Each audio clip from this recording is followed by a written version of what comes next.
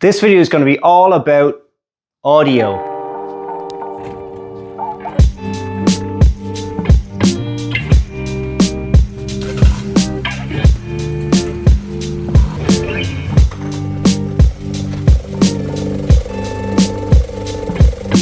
So here's all the parts I'll be installing, which is a mix of new stuff like this Android Auto head unit and fascia.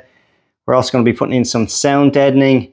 I have this old under seat subwoofer that I've had for years that has a nice metal case. Got some old component speakers, tweeters and separate woofers or mid bass, whatever. Some foam rings, some mounting rings. This is very much an audio system upgrade on a budget. The system already in the car is just not really usable at all. It's got some paper cone speakers that are pretty crappy, but the head unit is all in Japanese, which means you can't tune to the radio stations. Isn't Android Auto. Yeah, just not interested in that. So the first job will be to get this out and have a look at the wiring behind it and just make sure there's no rat's nest there and I can connect up to it with the new head unit.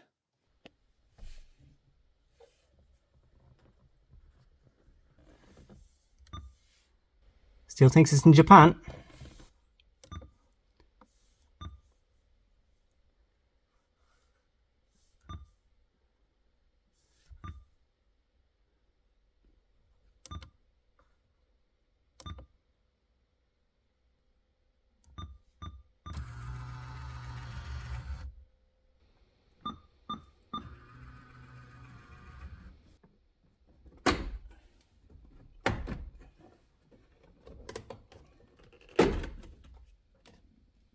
So as you can see there, it's just brute force and maybe some trim removal tools to encourage it out. But there's just a load of clips here on the back. Nothing was broken. I won't be reusing this piece anyway, as far as I know. So next step will be to take these 4 screws out. But you'll notice that's a regular Phillips or the Japanese version. And what the hell is that? I have never seen one of them. It almost looks like a locking wheel nut or something like that. So I'm going to have to get creative on that. Maybe put a flathead in or something. I can't imagine they're that tight. But once you have those 4 out, you should be able to just pull out the head unit and get to the wiring behind it. Okay, so let's see how this goes. Okay. This is the Japanese style. Looks very like a Phillips, but it's slightly different. And here is what I'm going to use, just a fairly thin flathead. Let's see if I can get it into this. Yes, okay. So these weren't in there that tight. Just have to keep working that around. And it's hand tight.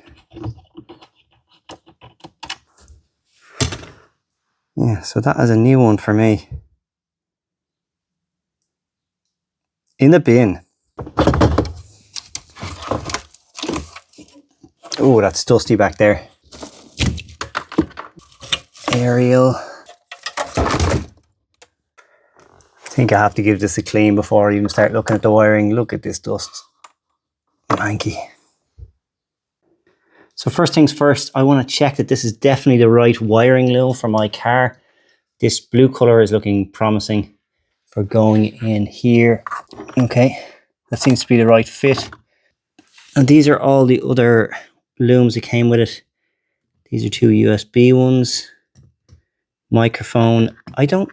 One of these is a GPS, I suppose, and one might be, I don't know, digital radio or something. And then this is another loom that is for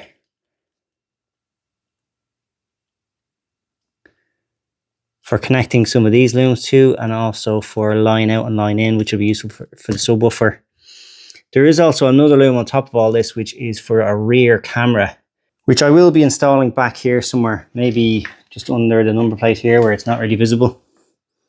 I'm going to be installing these audio parts in phases. So my goal is basically to get the head unit in there with all the cables in behind it for everything like the subwoofer that'll be under the seat, microphone, everything else, the connection to the rear view camera, and have it all in there so that I don't have to pull the head unit out again. I mean, if I do, it's not the end of the world, but have all the wiring there, tuck it in underneath the dash, and then pull it out when I need it. So for example, the phono cables and the power cables to come down to the sub.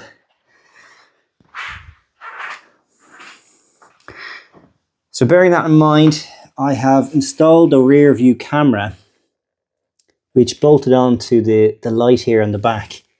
I'm hoping it won't completely block the light, but I guess I'll test that out. I wanted to have it central if I could. It just went in through the vents and into the boot, and I've got the cables just hanging out there in the boot.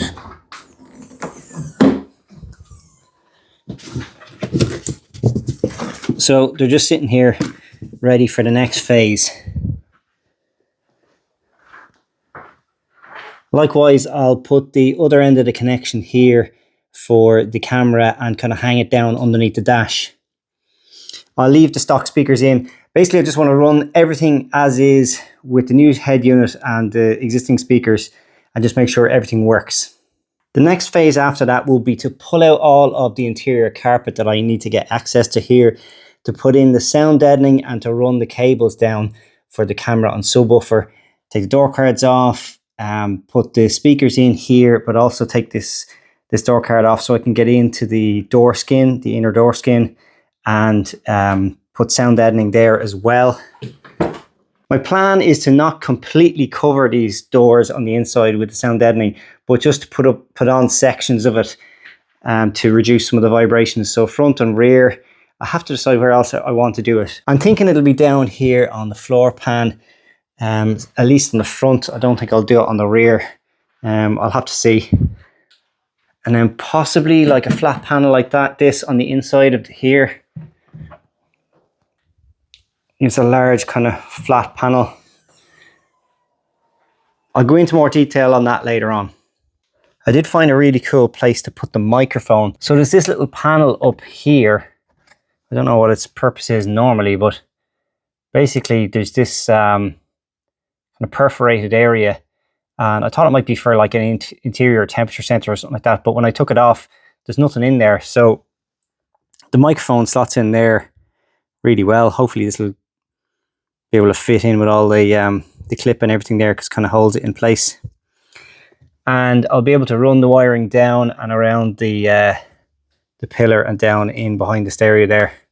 So keep it nice and neat rather than have the microphone on here, which is what most people do.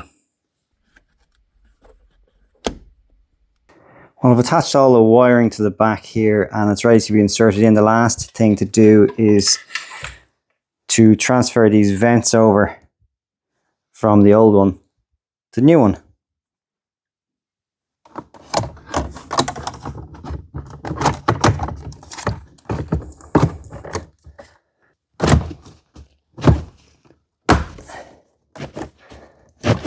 Okay, everything is now connected up.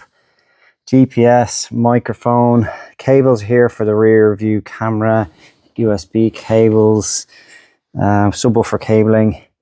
I'll connect all that up in the next phase, but for the moment, I just want to double check this is all still working. Yes. So figure out how this works. Yeah. Nice.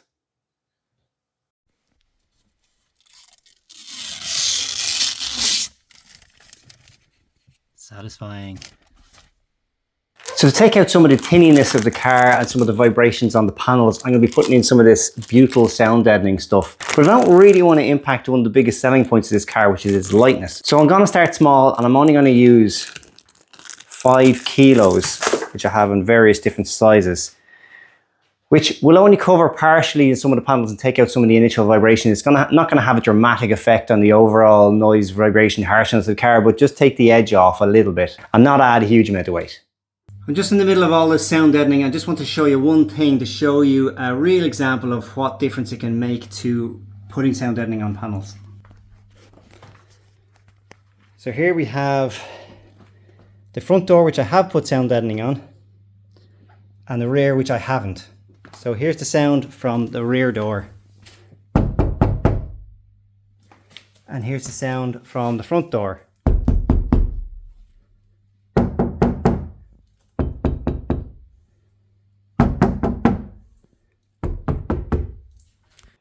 So I'm almost finished the sound deadening. I thought I'd give you a quick little look around. So in the door panels, as I showed earlier on, there is a good chunk of sound deadening. Haven't put the speakers in yet. And on the floors, all the way back, little patches. Likewise, in the rear doors, kind of hard to see here, but got a few chunks in there. And in the boot, got a couple of panels there. And a couple in here in the tailgate itself. So I'll have used all of the sound deadening I got, which is just under 5 kilos during the whole process of this. As you can see, I haven't completely covered the inside of the doors or the floor. I've just put patches everywhere. And that is intentional. It's a compromise between getting that noise, vibration, harshness down and weight. The reverse camera wiring is all in and hooked up. And subwoofer is in and wired up. Carpet back in. Some of the door cards in the rear back in. But before I put the door cards on the front, I need to install the speakers and tweeters. So I'm going to show you a mistake I just made. So I got a hole saw to this door, cut a big hole in it to put the speaker and flush mount it here. And what I didn't do was put the door card on and check where to cut before I cut. And what happens is the door closes and the speaker was basically hitting off the side of the dash and it needs to be placed further up. So it's a bit of a disaster, to be honest. I have these kind of center caps for alloy wheels, and it covered the gap there. I glued it in place here at the back just with some hot glue, and then I put one of these kind of surface mount ones on it because there isn't actually the space for the speaker to flush mount in here because this cabling for the mirror would get in the way. So this is flush mount instead. To be honest, it's probably a bit more ideal anyway, because this mount is slightly curved. It's kind of hard to pick up on the camera, but it actually points slightly towards the driver. So, you know, it'll be a better result in the end. This kind of thing would normally really, really bother me, but I'm just taking a different approach to this car and having a bit more fun and not taking it so seriously. This is where I'm at with the speaker install. I have these speakers. I'll drop in a video of what I did with these a couple of months back. Basically, I replaced the rubber surround on this because it was totally destroyed. These are a set of really old speakers. Now that I've glued all the way around that inner ring, I'm just putting a tiny bit of weight here by putting a glass here to push down the cone onto the rubber seal below to help with glue. I'm going to leave it like that for 24 hours and then I'll do the outer ring after that and then do it all again for this one.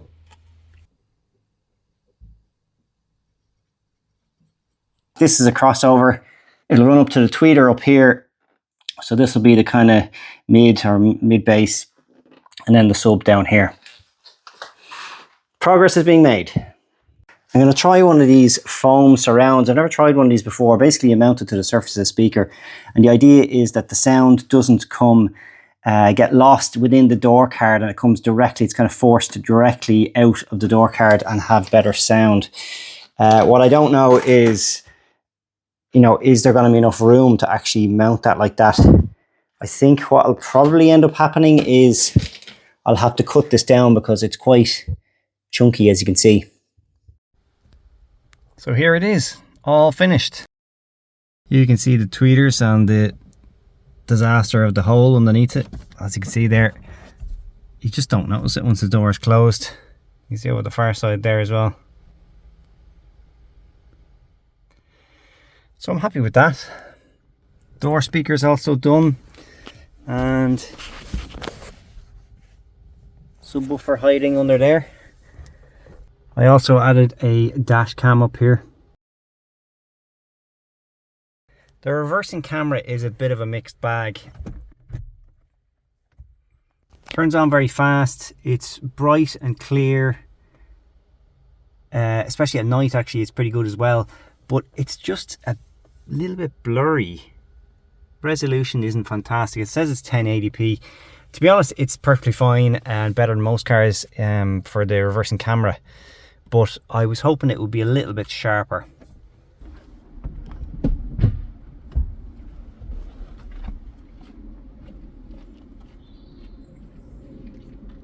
on.